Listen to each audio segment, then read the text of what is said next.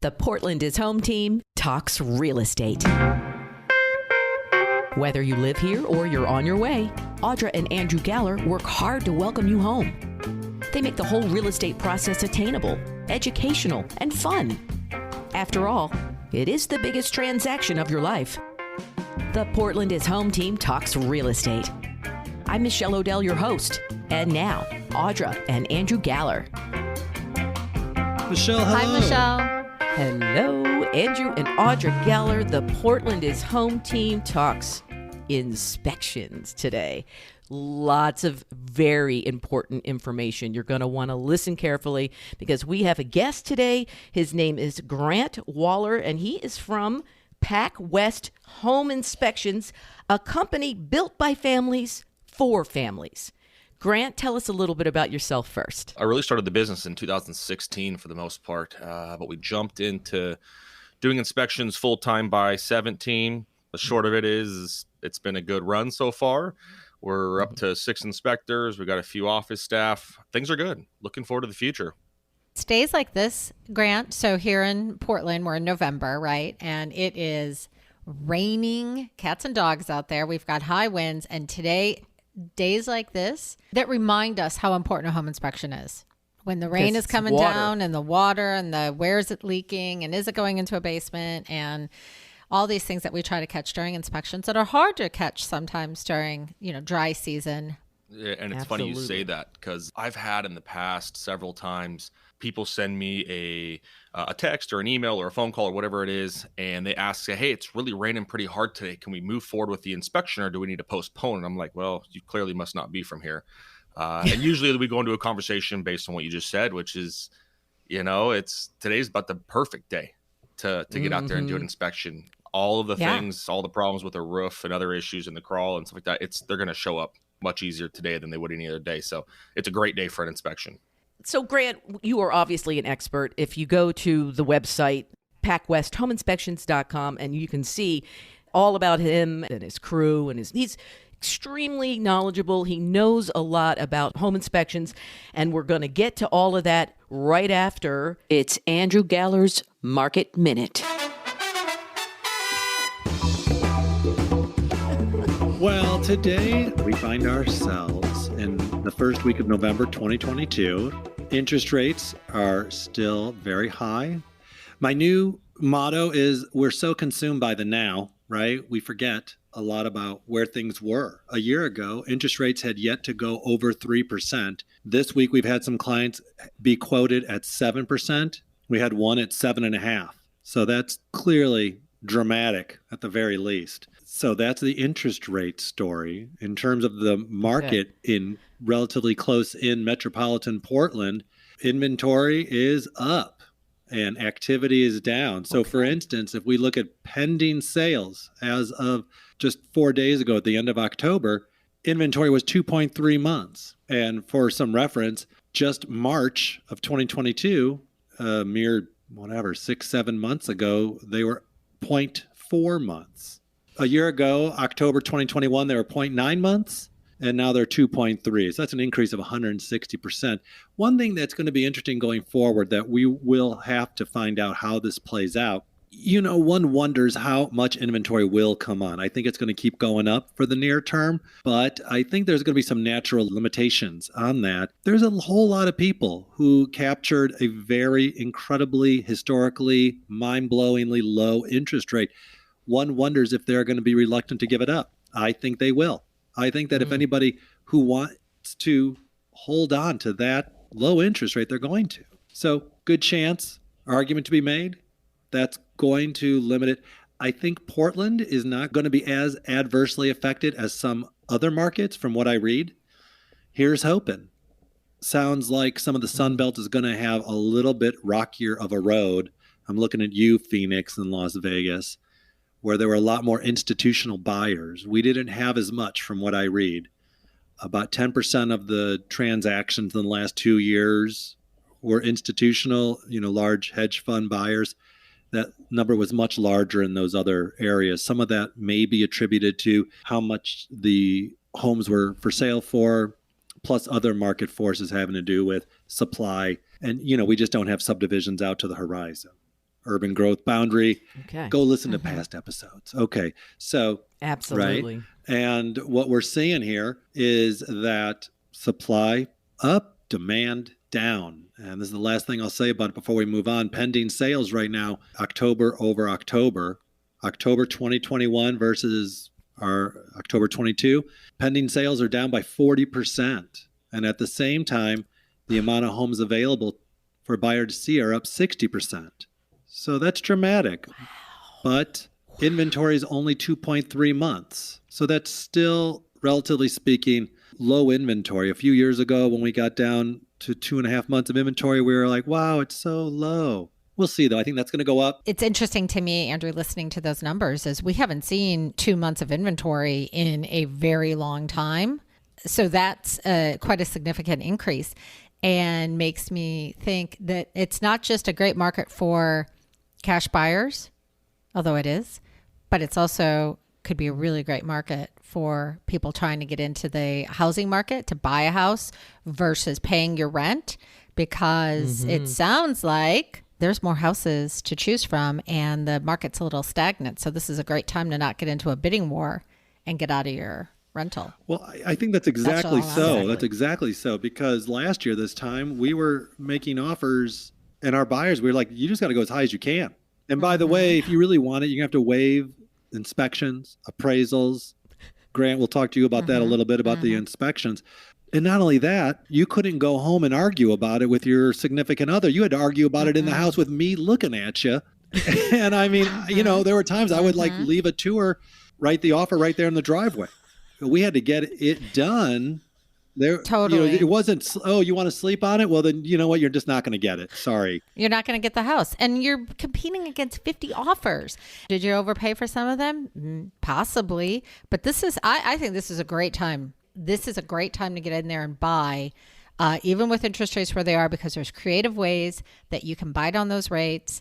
There are no, you know, very, very low amount of bidding wars. You can get into a house, you can really get it inspected, really see if the house works without having to like just get rid of everything. Awesome tie-in for next week's podcast, where we will be interviewing a mortgage broker and we can talk about some of that creative financing stuff. Secondly, I want to say if you're an FHA buyer or a VA buyer, especially FHA, who didn't stand a chance in those bidding wars, your time is now. Buy the house, not the rate.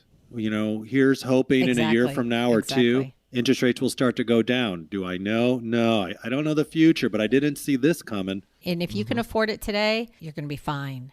And rents are still going to continue to go up, and you still won't own. You're going to pay one way or the other. So now we're going to talk about inspections. If someone doesn't know what an inspection is and why we do it, real quick. It's a general synopsis of the current state of the home at that current time. And that's the simplest way to put it. Okay. There's a lot to go through. There's a lot to look at with a home, but everything is based on that snapshot in time. And that's kind of what we were talking about. We were excited earlier about the idea of when it's raining, when it's snowing, when the weather's terrible, and we're really putting, you know, call it certain features of the home to the test. That's the best time to do the inspection. When it's 105 degrees outside, that's a great time to test the AC and see how it's going to work, because these are real life scenarios. Okay. Now, what don't you inspect? So all inspectors in Oregon are going to follow the standards of practice that Oregon sets forth. Now, there's also some associations out there that they may follow that or not, and sometimes they have a higher standard. Sometimes they're just kind of a deviant off to the side a little bit. But realistically, at the end of the day, we all have a set standard of what we're supposed to inspect, what we're not supposed to inspect. And then there's a lot of gray area, and that's where a lot of different inspection companies get to kind of make it their own and get a shine, right? There's no set report software and so on and so on. But things that we do not inspect, it gets kind of interesting. One of the funniest things that I get told all the time is, will you look at the sprinkler system, the fence? Will you test the washer and dryer? Those are all things that we're not allowed to test. Now, with that being said, can I look at a fence and talk about it? Yeah, right? That's a gray area. It says I'm not required to, but if it's going to fall over and hurt someone, let's talk about it. We used to test all washer and dryers. We don't do that anymore. And the story of that is, I would tell all the guys, just run the washer and dryer. What's it going to hurt? No big deal, until one of them flooded. And we called the insurance company, and they said, well, you were told not to do that. So no, we're not going to cover you. Now, the beauty of that, and the reason why I called, was the agent's a good friend of mine. So I was really just following up to kind of see where we need to go with this. And we didn't have to make a claim. It was in a basement. The house was getting gutted. There was no carpet. It was concrete. Like we lucked out, right? You lucked out. But at the end of the day, those rules are there for a reason. The more common thing that comes up is anything that's going to put us at a safety risk, we're not required to do. So if there is a roof that is so outrageously steep and impossible to get to, and it's got snow on it, we're not going to walk on this. Plain and simple.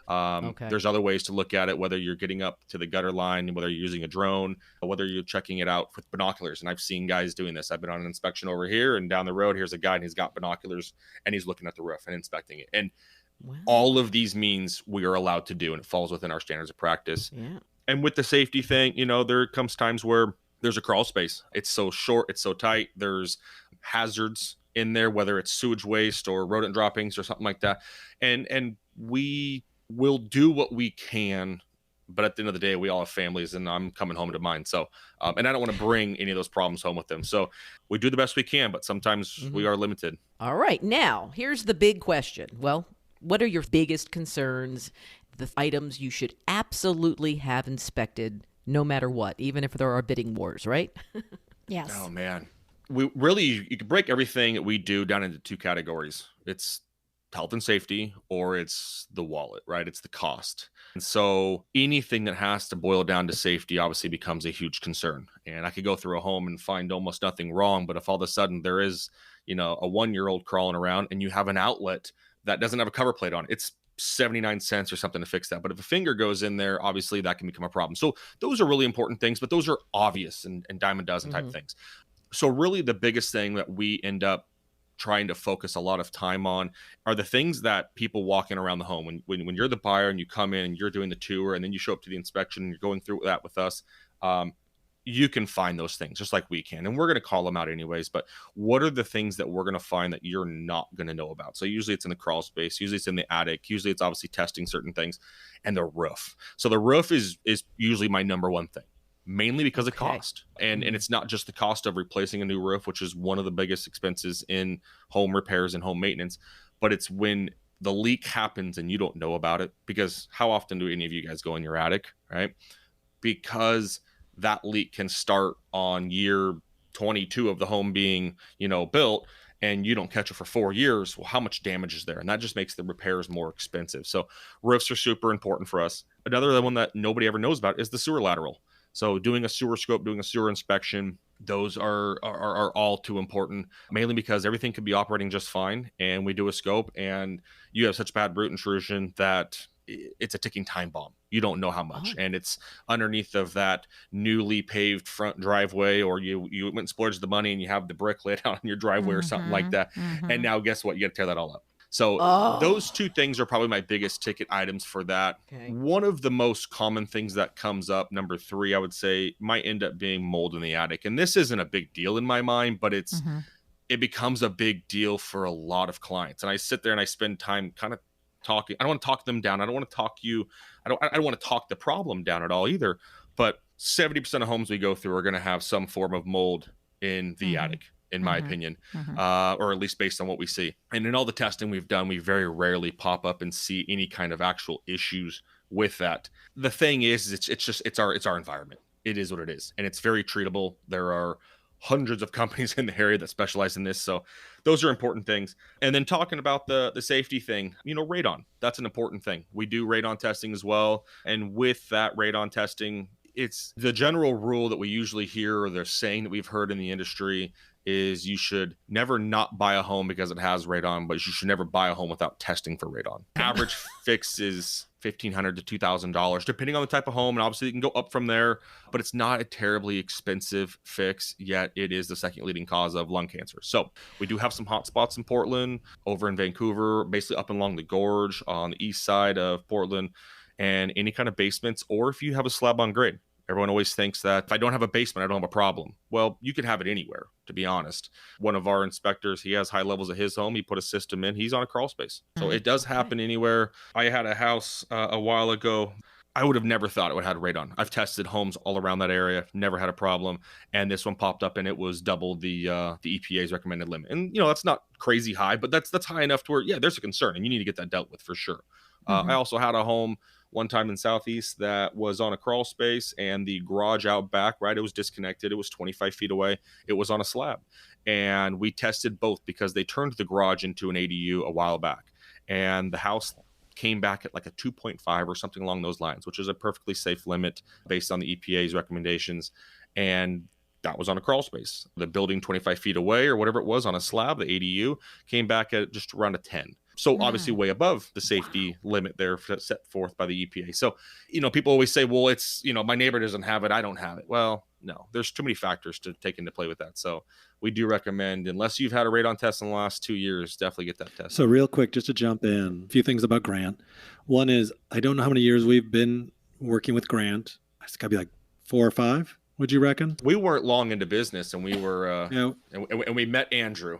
The famous Andrew. Come on. We were fortunate enough to find you. Well, Grant's reports are phenomenal. There's a lot of different inspectors, and Grants are chock full of information and great photos and recommendations and homeowner tips and finding out problems. But Michelle, to your question about the inspection, as a realtor, we'll always recommend to begin with a general inspection, which and that's what Grant does, not primarily, but the biggest chunk of the things he does is the general inspecting, at least in my experience. And as the name implies, right, inspects the home, generally speaking. And then if there's any issues, as there typically are, some of them can be dealt with there, and that's the end of it. Others require someone who's not a generalist, but a specialist, right? When Grant does find an issue with a roof, right then and there, we call for a roof inspector, a roofer to come out to ascertain how much life is left. Is it on the point of failure, or is it just at the end of its useful life? So he points out everything wrong, and we'll always recommend a general inspection, a radon test. So we spoke about that. Grant was throwing out numbers, some at a 10. I've seen some as high as a 24. But to put that into context, the number 4, and it's 4, Grant, what is it? Picoliters per, what's it called? Picocuries per liter. Picocuries per liter. Okay. 4 is the action level in these United States, according to the Environmental Protection Agency, the EPA. That is the action level. And the radon test is only 2 days. So I've heard Grant and other experts say to know more definitively, a longer test is a good idea, not necessarily necessary. On the real estate transaction, some people, if it's high 3s, will want it to have a remediation system installed anyways. Most sellers won't agree to it, in my experience, unless it's 4 or above. Now, a lot of this contextual stuff I'm saying has been the market of the last 2.5 years. Of course, things may be changing now. We'll see what the future holds. Maybe sellers will be a little more wanting to keep the deal together and not be so attached to that industry standard. So 4 is the number, the action level. So when we say 10, that's more than double what the standard is, the acceptable level. Again, we always recommend a general inspection, a radon inspection, and a sewer scope. And Grant handles all of these things, where they throw a camera down the line to make sure it's intact. And we recommend this even on new construction when the permit has been closed, which means someone from the municipality has come out and checked it out. But in my experience, it's not 100% of the time it's flawless. So that's why I've had clients, well, it's new construction. What could be wrong? Yeah, Andrew, it's been fun working with you, and I really enjoyed it. And obviously, I know you've learned that I like to tell stories a lot based on my experiences. And about 1 in 12, I think this last year, it's about 1 in 12 new constructions that we end up doing a sewer scope on, which most new constructions we do a sewer scope on. But out of the ones we do, about 1 in 12 are a fail. And that's from anything from, just debris in the line, right? We kind of hold a little bit higher of a standard, right? If I've got a lot of paint and debris down the line, it's not a fail, but this is something that needs to be done and taken care of. But more often than not, right, when we're talking about a fail, we're talking about the extremes. So a disconnected pipe, something's actually bored through it. So everyone has seen, the directional drilling being done when they're putting in fiber optic lines. I've had lines where the company came through, they directionally drilled, they didn't know it was there, they went right on through it. It never was a problem. And come to find out, it happened like 5 years prior to that and never had a problem, but it's a ticking time bomb. And the cool thing about that is the utility company came through and took care of it. But with the new constructions, I actually had a house one time, this was years ago, did an inspection. They opted to not have a sewer scope done. Okay, fine, fair enough, no big deal. We get inside the home, we're doing our inspection, and I noticed the toilet isn't flushing right. Just something isn't right. It's gargling and whatever, and I don't know, I just didn't have a good feeling about it. And the agent that I was out there with is a really good long-term family friend. So I told him, I said, hey man, just stay down here and watch that toilet. I'm gonna go upstairs and I'm gonna go through the bathrooms and start inspecting those. And part of the inspection is me running everything. I touch everything in the home is the general idea. I'm trying to find problems. And I'm running all of the plumbing, and all of a sudden I hear him yell from downstairs, stop, it's going to overflow. And what had happened is the sewer line was backing up back into the house. And at that point we had ran some water, and so it just started to overflow. Luckily I had a bunch of towels with me. We tossed them around there. No big deal. Come to find out, the sewer line never actually got hooked up to the main. So it went out about 8 feet from the house and was completely disconnected, filled full of rocks, blah, blah, blah, blah. So builder comes out, says, yes, this was a problem. We found this. We'll get it taken care of. Plumber comes out, fixes it, so on and so on. The family moves into their home and they go to bed that night. They wake up the next morning. They both shower. They come downstairs and the whole first floor is flooded. So day 2 of living in this home, they're moving out. And oh my. I heard the whole story later on because I went back and did a builder's warranty inspection for them and heard all the details from the guy. It was very interesting to hear. And apparently the plumber said he came out and fixed it. He didn't. There are times where we will come back out and we will do re-inspections after things have been fixed. I'm not going to tell you for a second that, I'm a professional in each trade. I'm the jack of all, master of none. And I want to leave those guys to do their job and do their profession that they are trained and certified and licensed in and so on. But sometimes it's good to keep the honest. And that's really kind of the good thing with having a re-inspection done afterwards. Otherwise, to be honest, I usually talk most people out of it. You talk them out of a re-inspection. I talk people out of spending money. Sometimes it's people, they sign up to have us come do an inspection and they just click every box that we've got. And it's like, you have a 2018 built home. What are you testing for asbestos for? Which technically, again, there is a chance that I could put my foot in my mouth with that one. But the likelihood of having asbestos, it's not completely unheard of, but the likelihood of having asbestos in any products in a home built in 2018 or whatever is almost like winning the lottery, except for the exact opposite. Except a bad lottery. Yeah, exactly.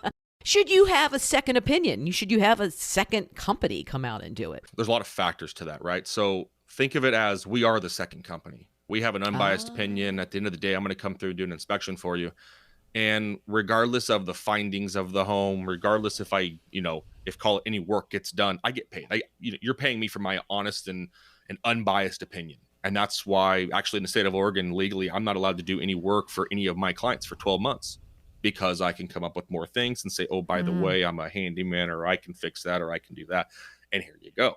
And so I like to think of it as you have a home, there's a problem with the roof. The roofer has come out and has told you these things. Well, before he ever even came out, I already told you X, Y, and Z. So you already have a suspicion there's a problem from an unbiased party. And now you have a roofing contractor that came out and looked at that. They gave you a quote and so on. Now, if things do not align, absolutely call and have another opinion done. I've had a lot of clients, I tell this all the time, reach back out to me. And, you can pick my brain about whether you think this is right or fair. Simple as that. Excellent. That's the bottom line. How about the differences between deferred maintenance and, necessary repairs and things to keep an eye on? Do you help people out with that? Like, okay, your mold is fine right now, but you might want to get ventilation or something. Do you help with that sort of thing? This gets down a rabbit hole, right? So first of all, I never use the word mold. That's outside of our world, right? Suspected microbial growth is what we call it. It's our workaround for it. Yeah, it's an interesting one. I try to, instead of saying, hey, this isn't a problem, don't worry about it, I try to give people the perspective of the scenario that we're in. So yes, you have some suspected microbial growth in your attic. It's covering about this much. This is how often we see this. There are a lot of companies that can take care of this. And I try to give them my 2 cents. I mean, I might tell them I have that same amount of mold-ish in my attic and I do. Okay. And I take care of it my own certain way, and to each your own, right? And that always is just kind of a hot topic with people because of the unknown and so on. But it's scary. if we don't have mold, we don't have cheese, and I like cheese. So let's just come on, people. This is important stuff. But talking about anything with a home, there are so many factors that come into the inspection and come into that scenario. So I think having open communication throughout the entire process is the most important thing amongst all parties. At the end of the day, if you don't understand what I'm talking about, ask me again. Let's reword it a different way. Let's talk through this situation. The reports that we do, they're very cut and dry. And yes, we do I don't want to say we grade things, but we do color code things based on severity, right? Call it a high, medium, low. And that's based on whether it's maybe more of a maintenance versus more of a high severity thing. And everything gets put in generically as just a medium. And then we either escalate them or we de-escalate them based on our personal feelings. Now, that's also our personal opinion on certain things. And so it gets to be kind of a slippery slope with that, because I have clients that range from they're a builder and they just want a different set of eyes to someone who can't hang a picture frame. Right. All of them are going to buy a home. It's all completely fine. And I'm here to help all of them in different ways. And that's the beauty of being able to meet at the inspection. It's why I do recommend people coming to the inspection. Come, meet me. Let's talk. Let's go over these things. And let's go from there. Andrew always is at an inspection and encourages his buyers to be at an inspection. And I think that's really important, because like what Grant was saying is he's talking about a lot of this, and in the report, it's going to look like one thing and it's another if you're there. Well, also some of the context, because the expectations of a home, like Audra and I, we live in a home that's 1906. It's not new construction. I mean, gross understatement, right? And so what one would expect to be the state of the union there is going to be a whole different ball of wax than if that thing just got pulled out of the ground. And I think putting in context is imperative to know, is this outside of norms? We were talking about microbial growth, and our environment is such here that I've heard mold experts, like a million of them, because I'm there to, like Audra says, just about all the inspections. And when all of the follow-up inspections occur, if you put a mold test outside, you're going to find mold because it's growing in our environment. Up in the attic, I'll have Grant explain it better than me. The causes, really, what's the point of causation? We are moisture producing machines between cooking and bathing and breathing and not, just being alive, right? And is the house breathing? Some of the listening audience out there might not be old enough to remember that Ed McMahon, Johnny Carson's sidekick, had some kind of death mold house. And and if I'm not mistaken, that was because everything was over insulated and super tight in the late 70s, early 80s, and trying to conserve energy. And they didn't let houses breathe and let the moisture out. And so if it doesn't get out, it stays in, and you have condensation and the interplay between warm and cold, and like your drink on a hot day, condensation. So how is it all happening? What's the solution? Is it really that bad? And one thing that is interesting about, should the buyer go there, we encourage it. It's a nice opportunity for a buyer, if nothing else, just to be there for a few hours to see if they like this house that'll be their home. Also to hear what the inspector says. Two things. So let's backtrack there to that mold there for a second, when you were talking about, the environment that we have, and yes, people breathing and doing their thing and living in a home and creating moisture and going up into the attic. And as we've gotten better and we've built these better homes, and they trap the cold air out when we're trying to keep the house warm, and vice versa and so on, it traps the moisture, brings it into the attic, and it overloads the ventilation systems. We've been getting a lot better about building homes with better ventilations, and we can add them to it. And so most homes we go through have had more ventilation added to help take care of that. But all of us living here in the Portland metro area and surrounding areas, even just in the Northwest, we've all had those spring days where it rains real hard, and then all of a sudden the sun comes out and you can see the moisture just evaporating off of the ground and off the grass and everything else. Well, all that does is right there next to your house, it happens the same way, and it comes up and it gets trapped inside your eave. It goes through the intake vents and it overloads the ventilation right there. And so we have this environment. It's not necessarily that we have a high humidity environment. We just have the rain, we have the sun, we have all of the seasons. We have a scenario with the right temperatures, the right moistures. It's going to happen. And so it is what it is, and be prepared yourself when I show up to a home and I'm going to do your inspection. Chances are, statistically, I'm going to find mold in the attic, and we're going to talk about it. And the report's going to be, on to the second topic that you're talking about there. The report is going to be cut and dry. We do it for a reason. It's not just to, CYA. It is to give people a reality check. I've had people in the past say, well, I didn't really think it was that big of a deal. Well, our verbiage is written a specific way to specifically take care of that problem. I would rather you call me and say, I didn't think this was that big of a deal, but can you enlighten me on this? Great. Let's do that. And I will absolutely talk you through that.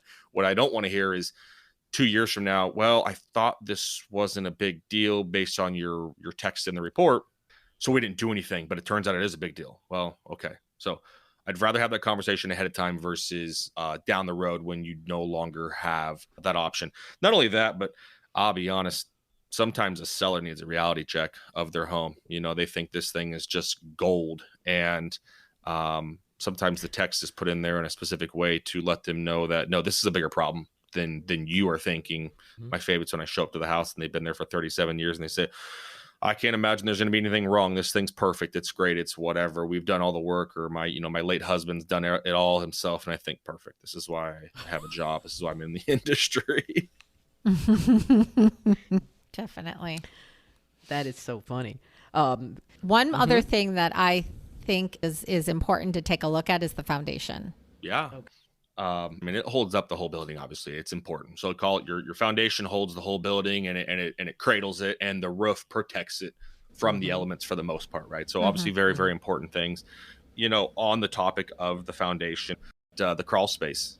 The crawl space is an area that most people don't look at when they are touring a home. I will say that. Yeah. I have looked at crawl spaces when I was touring homes, but maybe I have a different angle of it, and we find problems all day long down there, whether it's plumbing issues, pest issues, structural issues. So talking about the foundation, we see cracks on the outside and we're not too sure how good or bad they may really be.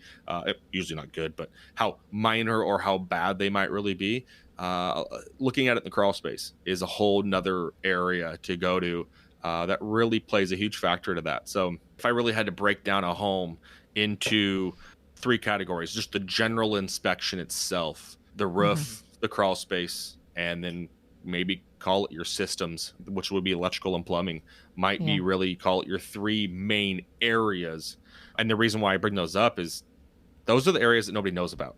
When you guys are walking people through homes, are you guys talking about the electrical, talking about the plumbing? Yes, if it's an older home and it's a basement and you can see everything and you can see that it's got knob and tube, that might be a conversation you're going to have. But it's the stuff that's buried in the walls. It's the stuff inside the panel. It's the type of materials of plumbing that are prone to issues more, whether it's outdated galvanized, it's CPVC, which, just becomes brittle over time and snaps wall too easy, or it's polybutylene with, the poor joints. We have generations of plumbing that were thought to be great, thought to be the new thing. Some of them turned out good. Some of them didn't. Really, at this point, your 2 best materials to have are either going to be a PEX, cross-linked polyethylene, or a copper.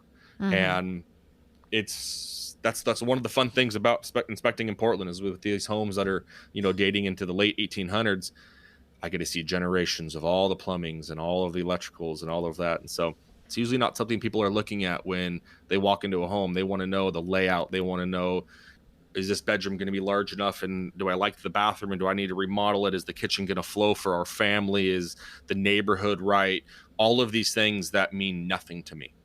I'm not going to say I don't care, but I got a whole different eye with it. And my wife gives me a hard time all the time because when we go over to a friend's house or something and I'm looking around, she says, would you stop doing that? I said, what am I supposed to do? I can't help but look at people's homes. That's what I do, right?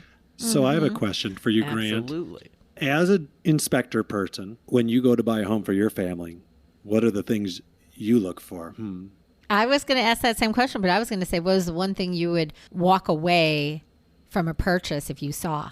So let's answer Andrew's first because that's easier. So the one thing that I'm looking for when I show up to a home, a deep crawl space, mainly because that is the bane of my existence when I'm doing home inspections, because there's so much to know down there. There's so much to see. I would never not buy a home, I guess, because of that, but it's a factor. It's a lot of brownie points having a crawl space that I can get into and be able to access what I need to access and take care of the things. So Audra, your question was, what is the one thing, if you were looking to buy a home, that you saw that would make you walk away from the house? Oh, okay. There's not. And that's It all boils down to factors, right? So, okay, my house, when I bought it, my roof is shot. It leaked last winter. My AC is well beyond how long it really should go. My furnace is longer than how long it should go. I have a river underneath my house. I live in a swamp, basically. Basically, all the worst things that I could have in a home, I have and I bought, right?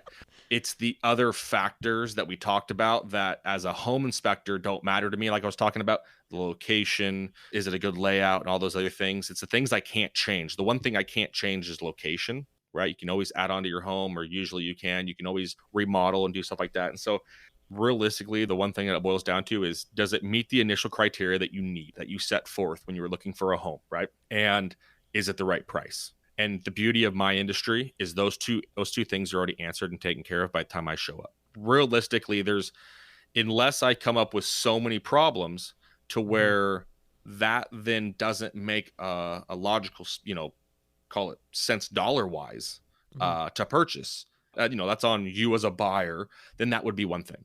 We were able to negotiate some things. And so the price point made sense for what I needed for what the problems I have.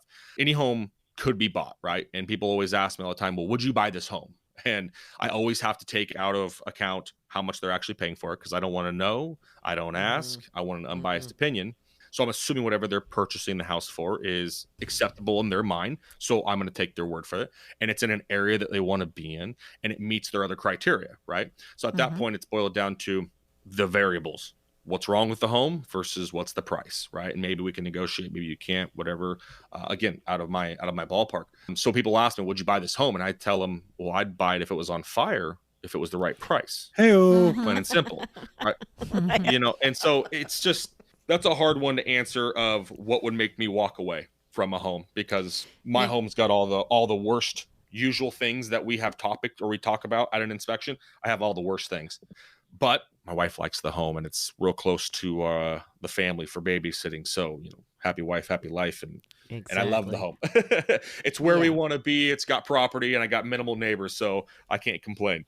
That is the thing. In summation of all of this, it's like all of this stuff, for the most part, can be fixed.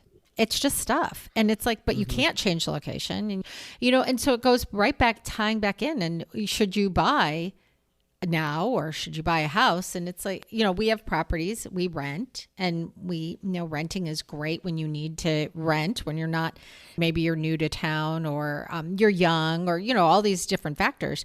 But eventually buying and building your wealth through real estate is really important. And on full disclosure, Andrew and I, every single home we've purchased, which is multiple handfuls of homes, we've written an offer before we've even seen inside the house. I've never seen inside a house before I bought it. You had the confidence to know that you can fix it. Or you have faith in your abilities to know that you can have it fixed. And we have faith in our good inspectors. We want them to walk through, okay, what are we looking at here in reality? Because our inspectors, Grant, is going to go through and he's going to look at it. And he's going to be like, okay, this, and this. And we're like, okay, the roof is expensive. The foundation could be not expensive depending on what kind of condition it's in. Sewer line, we have to make a decision. Yeah, we'll get it scoped and we'll have to make a decision. Is this a good sewer line? Is it bad? Should we negotiate? Where are we with all of this? And it is funny because I love that you said there is not one thing and we didn't plan this. We did not talk about these questions beforehand, it's just everyone. The truth. It's just at the end of the day. It's the truth. Yeah. Yeah. And it's the reason why you guys can put an offer on a home and be interested in it prior to doing anything else, because, again, with modern technology, you can kind of do the virtual tour. You can see a basic layout and have a general idea, which it's amazing what they can do with those photos. I've walked into homes. I'll look at it before I show up and I'm like, wow, this is nice. And I show up and I'm like, this isn't the same house. I mean, yes, I can see where the photo was taken, but man, this just isn't even the same. Yes. But really, you're shopping based off of, is the price right and is the area right. And comps and everything else. And that's the beauty of my industry. I don't have to deal with all of that. You guys really ultimately have the harder job. I show up, I tell you what's wrong with the home, and we go from there. You guys have to help make sure that they find a home that's in the area they love, that meets the criteria that they're going to want, and then help them figure out, a price that's realistic and deal with the heartbreak if those three things don't align. I don't have or to do pick that. your compromise. I'm gonna stay in my lane. Yeah. Yeah. Well, it's just great. And it's great listening to you and having you on and talking about all this because, Andrew is out in the field doing this on a daily basis, pulling his main, team in when a house it gets into contract. And then walking through all of this. And that's another thing, having this experience, you said who goes into a house and looks at the electrical panel. Well, Andrew does. He actually looks at I've seen him on tour, look at the electrical panel, while his clients are walking around because, he's kind of taking in all of this in the back of his brain in case they are like, yes, let's move forward. He already knows, okay, we've got this, we've got that. Here's some things that we're going to have to, navigate through. It's the sign of a seasoned, real estate agent where I kind of know what to expect when the agent has a lot of experience versus doesn't, is when they usually don't have a lot of experience. I understand that there's a decent chance that I'm going to be holding the hand along the way and that they were not prepped for the things in the home. So again, let's go back to an early 1900 home in Portland. So we've got a basement and we've got, all of our exposed electrical, exposed plumbing, and the foundation walls are all exposed, an unfinished basement. That will literally tell you so much about a home. An unfinished basement in Portland is probably the most important area of the home to inspect or walk through because there's just so many factors of things to show me. And a seasoned agent can go down there and can literally help you make a decision of whether or not this is a great home to buy or not. And it's not just based off of that, but there's enough things in that one area right there that can tell you, hey, there is no way that this is going to be, the ideal spot to be based on the high price point that we came into thinking. We priced it high. We think this place is worth gold. We think it's perfect. And I'm going to tell you right here from this one area alone, looking around, here's a dozen things and they're expensive items. And I have agents all the time that don't know any of this. They don't talk about it. They don't go through it. They don't prep their clients for what to expect. And I open up my mouth for the first time and their jaw drops. And it's like, be proactive about it. Let's just have a conversation about it. Let's go down that road and go from there. So, totally. So I love when Andrew calls and says, hey, we got something perfect. I know what to expect. Plus it's always a good time, right? His laughs and his claps, right? I love that. Oh, you're too kind. You say that to all the agents. Come on. Yeah. You should show up.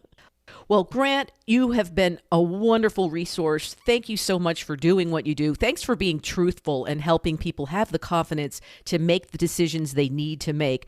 And then they also, of course, have Andrew and Audra. Andrew literally held our hands during our whole process. So they really are a great resource as well. And I'd love to talk to you again sometime for sure. Yes. Thank you so much for being on, Grant. It was such a pleasure. Yeah, Grant. Yeah, thank you for having me. Appreciate your time. And to Michelle's point, it's a team effort. It takes everybody to help people through with one of the biggest transactions of our lives. And next week, we're going to be talking about loans, lending, and mortgage. Perfect. All right. Well, until then. Bye, Michelle. Guys, thank you so much. Thanks for listening to the Portland is Home Team Talking Real Estate podcast. For more info about Audra and Andrew, finding your next home, or selling your current home, visit their RealtyWorks website at realtyworksgroup.com and check them out on Instagram at Portland is Home. Be sure to subscribe on Apple, Spotify, Google, or wherever you get your podcasts. For help with your podcast, find us at Modcast Productions or modcastproductions.com.